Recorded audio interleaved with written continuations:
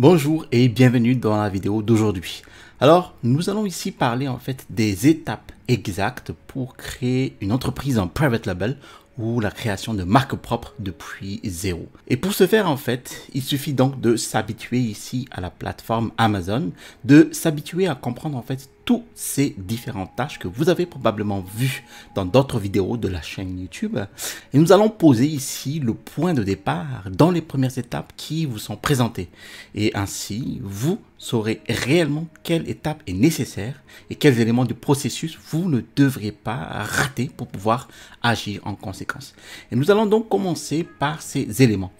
J'ai donc créé ici quelques niches de marques propres à ce stade.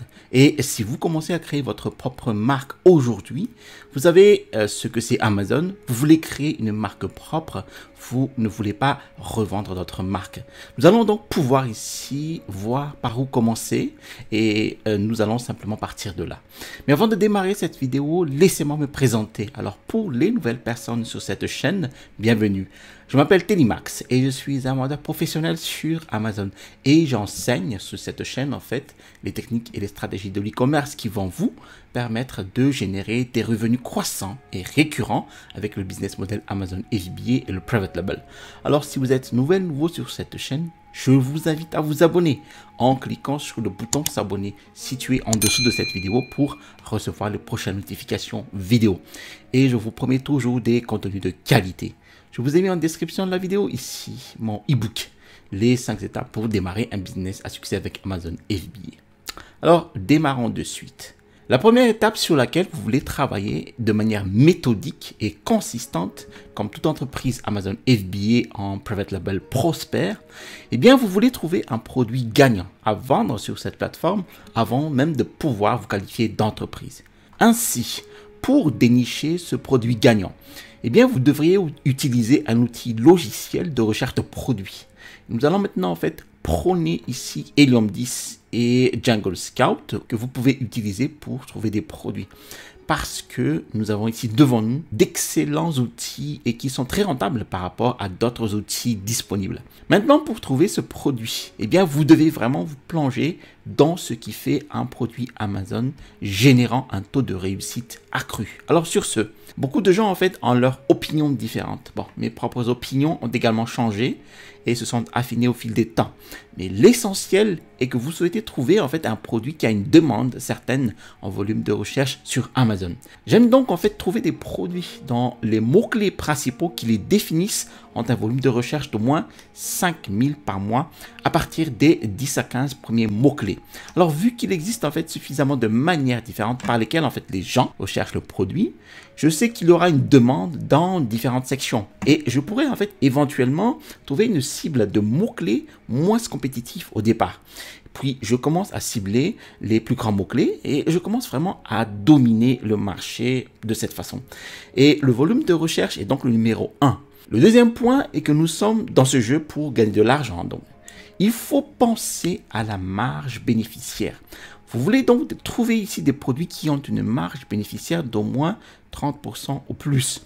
En fait, je bascule maintenant du côté supérieur. Moi, j'aime bien en fait me procurer des produits coûteux pour un prix de vente supérieur à 30 $, 30 € et qui ont une marge bénéficiaire de 35% ou plus. Plus la marge bénéficiaire est grande, plus le nombre de produits que je dois vendre pour gagner le même montant d'argent est faible lorsque nous parlons de prix élevés.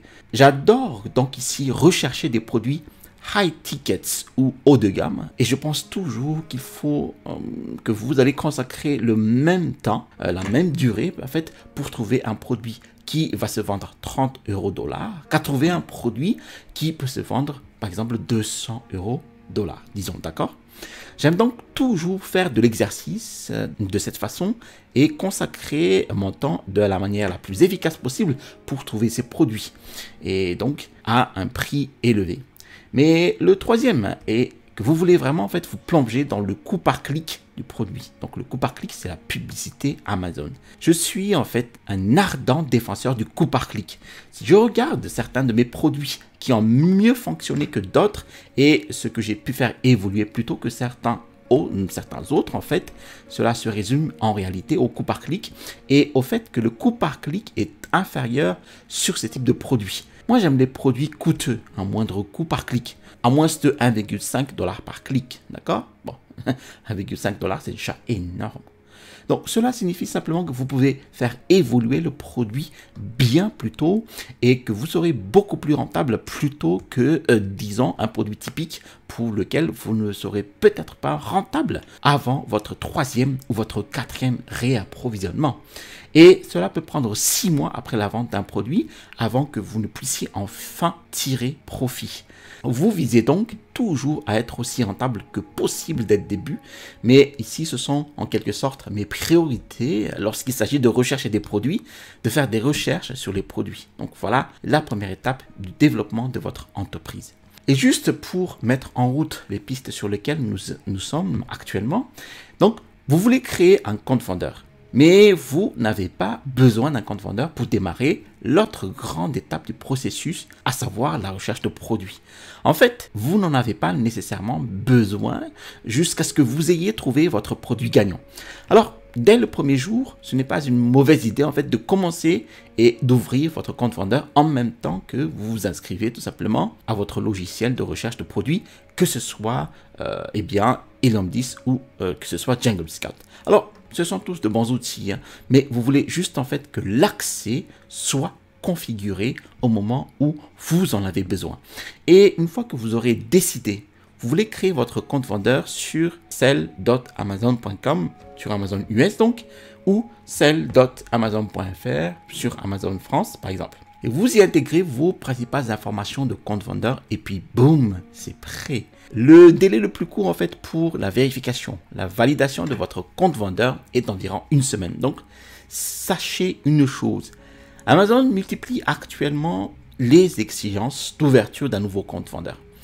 En fait, beaucoup de faux comptes chinois ont en quelque sorte ruiné l'image, la réputation de la plateforme. Maintenant, sachez que lorsque vous vous inscrivez à Helium10 et ou Jungle Scout pour la recherche de produits et que vous avez tous les outils dont vous avez besoin, et bien en même temps, créez votre compte vendeur.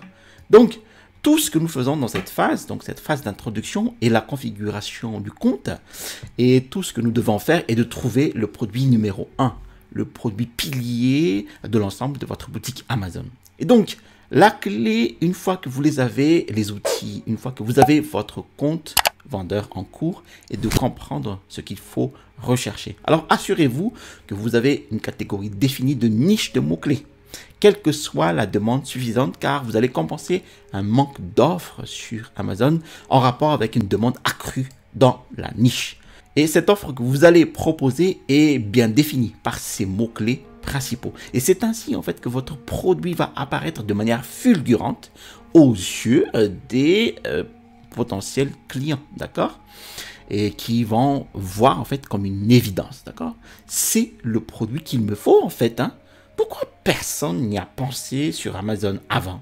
Eh bien, les nouveaux vendeurs ne recherchent pas suffisamment de mots-clés pertinents pour leurs produits. Et ils sont pénalisés car leur produit n'ira pas apparaître pour suffisamment d'endroits sur cette plateforme Amazon. Donc, dans le parcours du private label ou création de marque propre, nous sommes bien à la recherche d'une niche pour un produit donné, défini par un mot-clé spécifique. Maintenant, nous avons ici un potentiel produit à vendre sur Amazon à ce stade.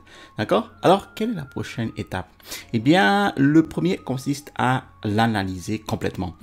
Si vous n'avez pas une feuille de recherche de produit à ce stade, vous devriez certainement la constituer.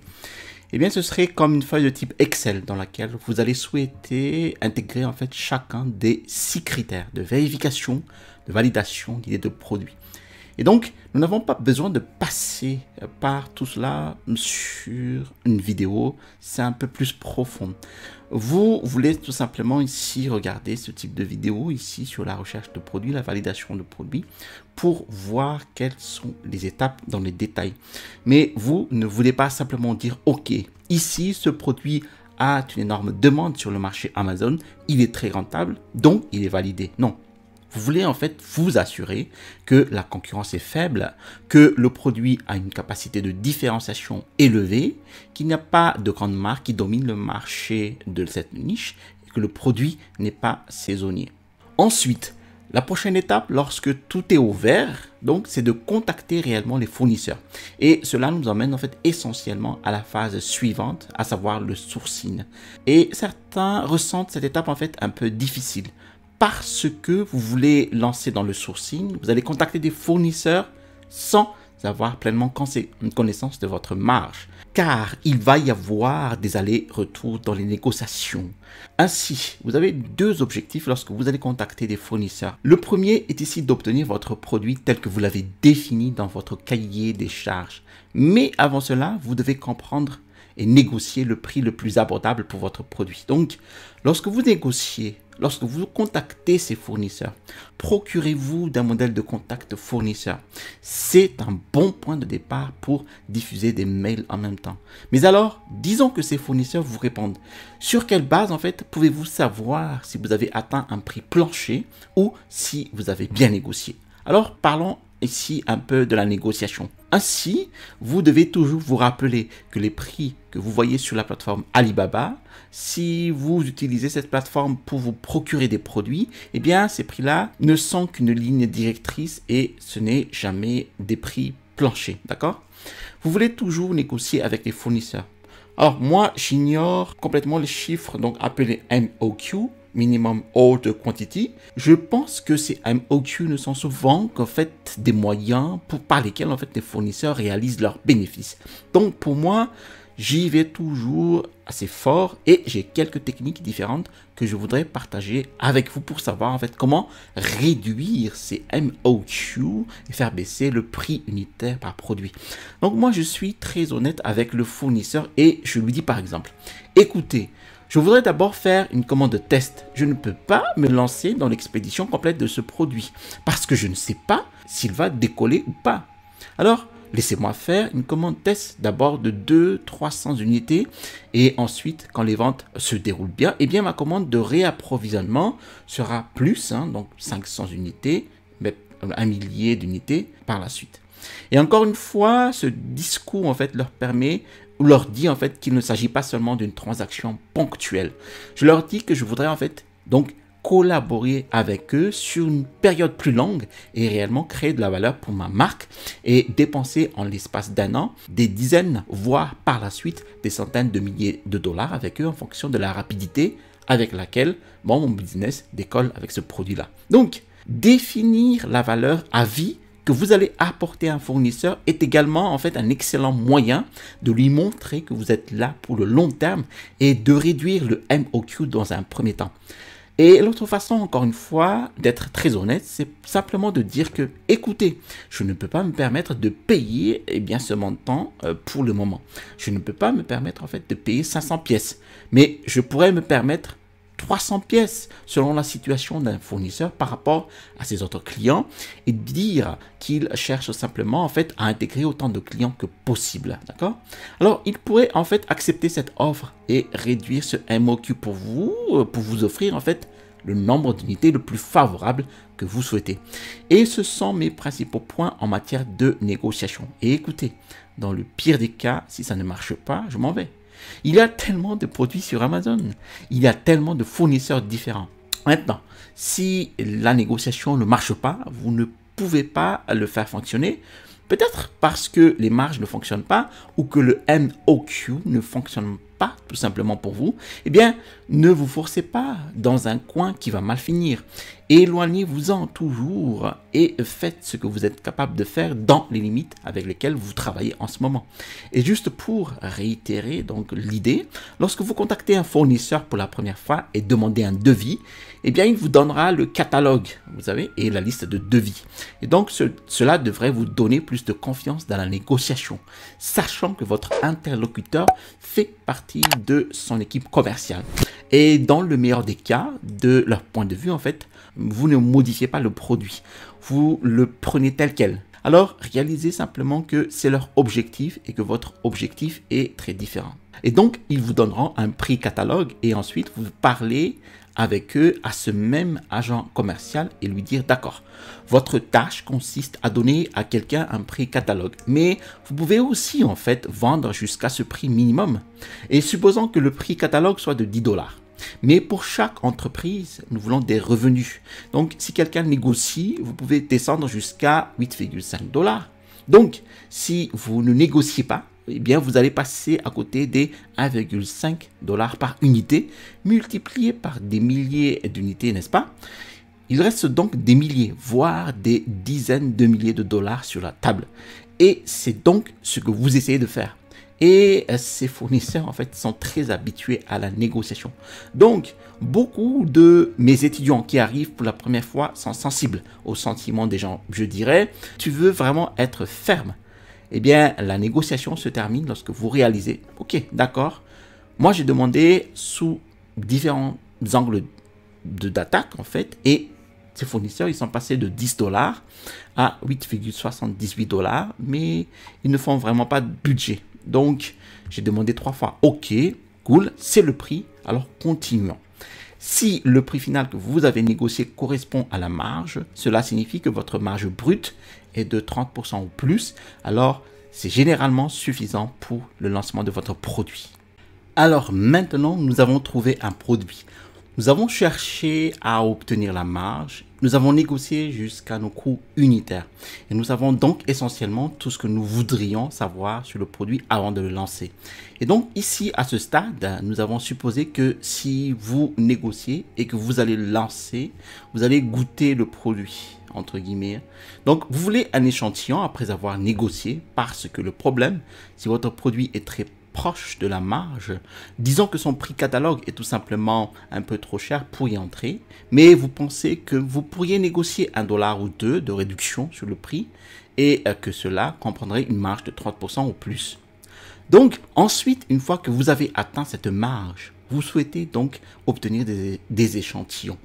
Et la raison pour laquelle en fait je suis ferme à ce stade, c'est que si vous commandez des échantillons trop tôt et que vous réalisez, oh, la marge ne va pas fonctionner, mais que vous avez déjà payé des échantillons, alors vous avez gaspillé déjà de l'argent. Vous avez perdu du temps à attendre en fait les échantillons qui mettront 5 à 10 jours pour arriver, alors que vous auriez pu simplement chercher d'autres produits. Alors, la commande d'échantillons est donc assez simple. Soit c'est un produit qui vous ressemble, soit si vous ne savez pas comment vous allez tester, bon, ce qui n'est pas rare du tout. Donc, il pourrait y avoir certains produits dans votre catalogue qui vous plaisent, mais tester ce produit vous paraît difficile. C'est ok. Il y a une forte demande sur ce produit et je peux dire que c'est de la qualité. Alors, je vais l'envoyer à un expert en contrôle qualité en Chine, indépendant de l'entreprise. Et il est ici important que si vous faites tester vos échantillons, il ne doit s'agir d'aucune personne liée à l'entreprise. Donc, à ce stade, vous avez commandé des échantillons et vous testez la qualité. Vous vous assurez que le produit que vous testez fonctionne réellement. Et puis, boum, nous sommes en phase de commande initiale. Donc, à ce stade, nous lançons généralement une commande initiale comprise entre 200 et 350 unités environ. Et d'après tout ce que nous avons testé, en considérant les frais de stockage à long terme à éviter après 6 mois et la garantie de ne pas commander trop peu pour manquer de stock, nous avons la bonne fourchette d'unités de stock à commander. Alors, passons ici à la phase suivante. Donc, ok, j'ai le produit, j'ai sourcé le produit. Nous savons que nous allons de l'avant et nous avons payé la compte de 30%. Et à ce stade, vous avez payé la compte. Alors, quelle est votre prochaine étape? Et donc, ici, la prochaine étape, en fait, est là, vous avez besoin d'une fiche produit. Ainsi aussi, vous voulez aussi trouver quelqu'un qui va expédier votre commande de la Chine aux États-Unis ou en Europe, là où vous vendez sur la plateforme Amazon. Alors, parlons-en d'abord. Donc, vous pouvez toujours passer par votre fournisseur principal pour expédier votre produit. Mais votre fournisseur voudra normalement réaliser une marge sur ce point. Ils vont contacter donc un agent tiers qui est généralement un transitaire qui va vous facturer ensuite 20% de plus. Donc, ce que nous faisons habituellement, et c'est ce que je dis également à mes étudiants, c'est que nous contactons un transitaire et ou un agent tiers qui va se procurer essentiellement les marchandises. Nous allons nous approvisionner en marchandises marchandises auprès de notre fabricant en Chine, puis nous allons les expédier via l'expédition en DDP. Il y a donc quelques termes différents que vous devez en être conscient en matière d'expédition. Le premier est le EXW, donc Extended Works. Eh bien, c'est essentiellement juste le fait que le fabricant de vos marchandises, eh bien, ils n'ont aucun engagement sur l'expédition de vos marchandises. Ils sont littéralement juste le fabricant de ces marchandises. Ensuite, nous avons le FOB, qui signifie ici Free on Board, ce qui signifie essentiellement que les fabricants, eh bien, ils vont fabriquer les marchandises et ils les amèneront également jusqu'au port du côté chinois. Et à partir de là, c'est à vous de l'expédier à l'international. Et puis, il y a le DDP, donc ce qui signifie Delivery Duty Paid. Et c'est essentiellement celui que nous vous recommandons de choisir, qui est essentiellement l'expédition de bout en bout. Donc, moi, la façon dont je travaille normalement est le EXW du fabricant. Bon, ensuite, mon transitaire arrive et s'occupe en fait de mon expédition en DDP, en le faisant expédier par la mer, les airs et ou le chemin de fer. Et la raison pour laquelle en fait j'aime ce format est que vous n'avez pas à vous soucier des formulaires de douane, des droits d'importation, des taxes. Eh bien, tout est intégré dans les devis qu'ils vous donnent et c'est juste beaucoup moins de tracas, beaucoup moins de stress. Et donc, c'est celui-là que vous souhaitez choisir. Alors, je dis toujours, écoutez, demandez un devis à votre fournisseur pour l'expédition car parfois, eh bien, tout ira bien. Ils ne voudront pas gagner de l'argent avec les frais d'expédition. Et d'après mon expérience, en fait, c'est très rare. Et puis, obtenez des devis de 2 autres transitaires. Et puis, vous devrez leur fournir en fait un peu d'informations avant que votre transitaire ne vous donne ce devis. Il faut donc penser ici à l'obtenir auprès de votre fournisseur. Vous aurez donc besoin d'informations sur les cartons, sur les poids de la palette, les dimensions, du nombre de palettes que vous allez expédier, du nombre d'unités qui entrent dans chacun de ces cartons, et puis une adresse finale. OK ? Et puis avec ces informations, votre société de fret vous donnera un devis en dollars par kilogramme, en poids volumétrique pour les poids que vous allez expédier. Alors, il existe ici à ce stade plusieurs types d'expéditions différentes. Donc, si nous partons du haut, comme le plus cher en fait, eh bien, vous pouvez effectuer du transport aérien. Si vous devez simplement avoir les marchandises rapidement sur place, cela va coûter cher.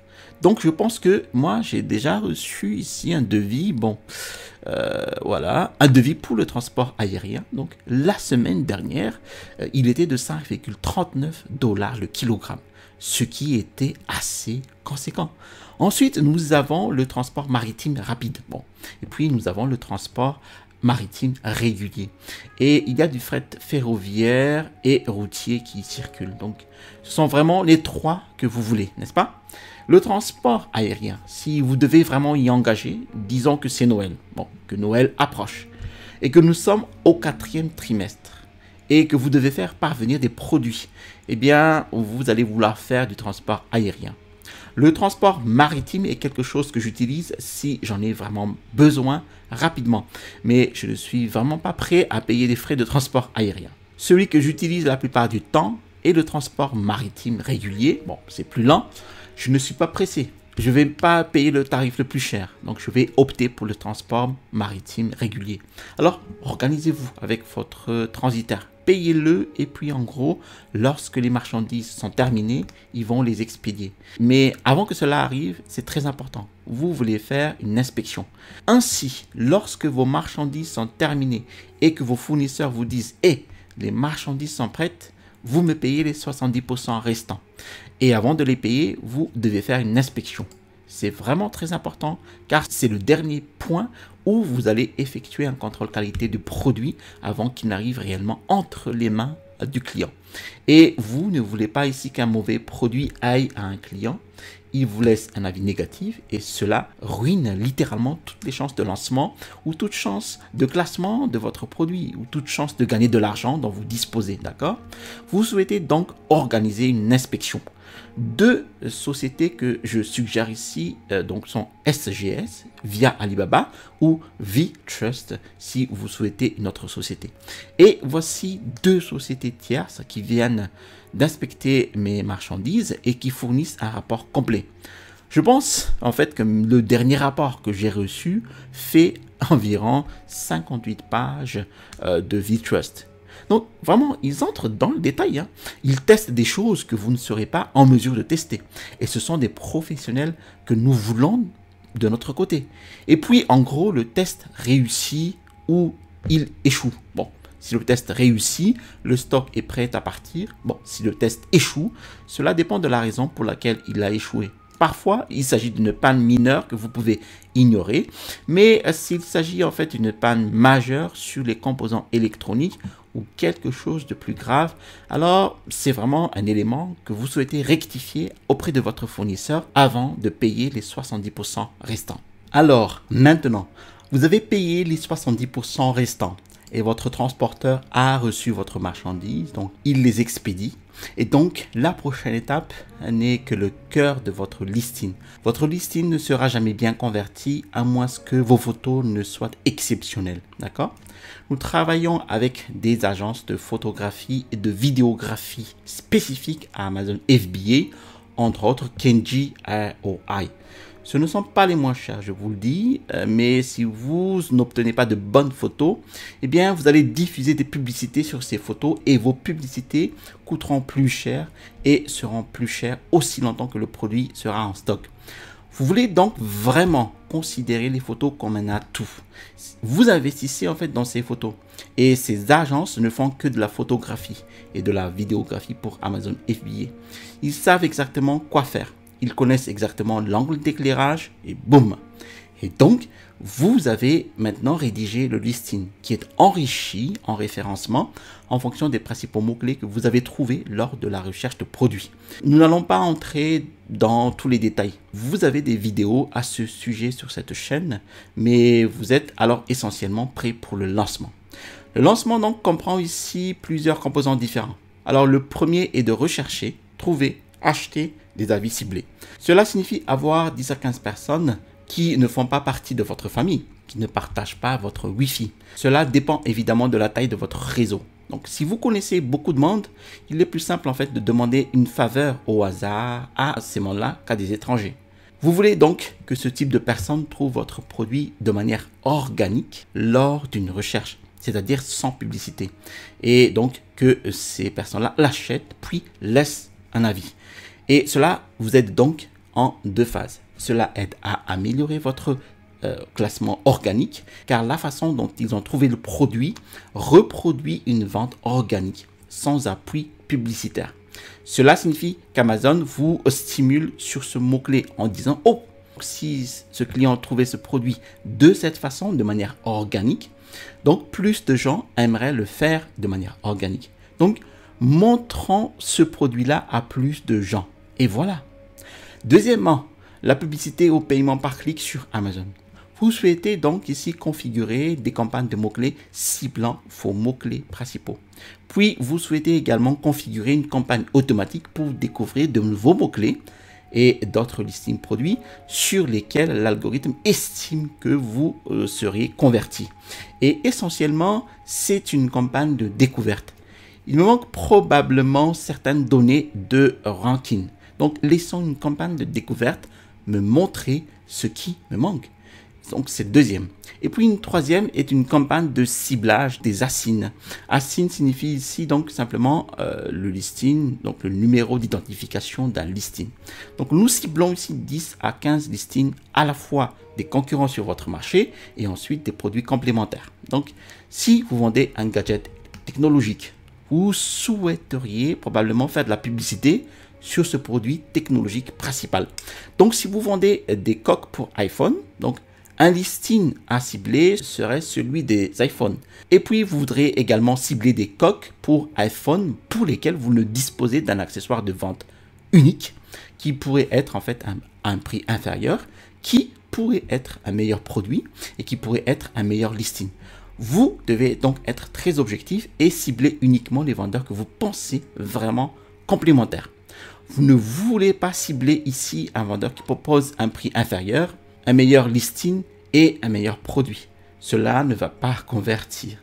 Alors, vous êtes prêt à vous lancer. Donc maintenant, nous arrivons jusqu'au bout. il y a certains points à suivre ici. Donc, écoutez-moi bien. Nous pouvons y aller. Je ne peux pas tout vous donner en une seule vidéo, mais vous avez lancé. Et à ce stade, nous supposons que vous avez reçu 20 bons avis au cours des 2 premiers mois. Et à ce stade, vous franchissez le premier seuil qui est de 1000 $ par mois. Donc, normalement, à ce stade, vous vous rapprochez du seuil de rentabilité. Et si vous avez de la chance, vous êtes un peu rentable si vous avez correctement configuré vos campagnes CPC et vous ciblez les bons mots-clés qui vont se transformer en vente. Maintenant, quand vous êtes à ce stade, ce que j'aime faire, c'est d'ajouter 2 campagnes CPC supplémentaires. Une campagne au coup par clic, d'accord? Au début, vous souhaitez lancer avec ces 3 campagnes. Donc, ciblage async, correspondance exacte, correspondance automatique. Alors maintenant, vous êtes à ce stade, vous aurez 20 avis. Vous avez déjà 20 avis. Vous convertissez bien. Vous avez un peu d'influence. Vous avez une certaine vitesse de vente. Vous souhaitez ajouter 2 types de campagnes supplémentaires. Il s'agit donc d'un type de campagne large et d'un type de campagne d'expression. Vous allez insérer donc un mot-clé comme trépied pour appareil photo. Et l'algorithme en fait va trouver des mots-clés au début et à la fin donc de ces mots-clés qui de longue traîne qui vont générer des ventes. Et la même chose avec la campagne expression, mais juste un peu plus compacte. Mais fondamentalement, ces 2 campagnes de mots-clés qui vont trouver de nouveaux mots-clés vont vous rapporter des ventes. Mais plus important encore, ils doivent identifier en fait les mots-clés que vous pouvez réellement intégrer dans vos campagnes de correspondance exacte, puis vous allez les filtrer. Vous voulez donc ici arriver au point de cibler autant de mots-clés différents, de nombreuses catégories différentes, autant de composants différents que possible et créer cette liste de mots-clés ciblés pour votre campagne exacte qui vont convertir. Et j'irai encore plus loin. Alors, disons que dans ma campagne exacte, je n'aime pas y mettre plus de 5 mots-clés. Si l'un de ces mots-clés convertit vraiment mieux que toute autre chose, je le laisserai là. Mais je vais aussi le supprimer, lancer une nouvelle campagne là où elle est seule. L'appeler une campagne de correspondance exacte avec un seul mot-clé. Et ensuite, j'irai attribuer son propre budget où je sais qu'Amazon ne va dépenser que 10, 15, 20 $ sur ce mot-clé dont je sais déjà qu'il convertit parce que j'ai des données provenant d'une autre campagne. Je l'ai laissé se lancer dans sa propre campagne et cela rapporte beaucoup de ventes. Vous souhaitez donc le faire autant que possible et développer votre catalogue. Donc, dans certains de mes produits, il n'est pas rare que j'ai ici une centaine de campagnes de mots-clés, une centaine de campagnes de correspondance exacte, une vingtaine de campagnes ciblées async. Vous voulez donc rechercher de nouveaux produits que vous pouvez cibler. Peut-être en descendant dans l'entonnoir, vous avez passant de produits exacts à des produits complémentaires, puis à des produits vaguement liés aux produits piliers, vous savez. Vous allez donc continuer à tester ce qui convertit, tester les créations et vraiment la développer. Mais je suppose qu'à ce stade, vous souhaiteriez probablement lancer un deuxième produit si vous disposez déjà des liquidités nécessaires. Alors, si vous pouvez réapprovisionner le produit numéro 1, et qu'il vous reste encore une partie des revenus générés par le lancement du produit numéro 2. Et si vous souhaitez ajouter un peu plus d'argent à partir des ressources dont vous disposez, du crédit auquel vous avez accès, etc., eh bien, vous voulez vraiment ici lancer le produit numéro 2. Et encore une fois, vous voulez rechercher en fait des produits rentables qui répondent aux mêmes critères que nous avons fixés au départ. Mais en réalité, avec une entreprise Amazon, elle évolue beaucoup plus rapidement lorsque vous ajoutez des produits dans votre catalogue. Donc, si vous pouvez ajouter un autre produit, vous allez gagner et atteindre les seuils de 10 000 $ par mois. Et continuer à ajouter, donc à partir de là, il est plus facile d'atteindre la barre des 100 000 $ par mois avec quelques produits.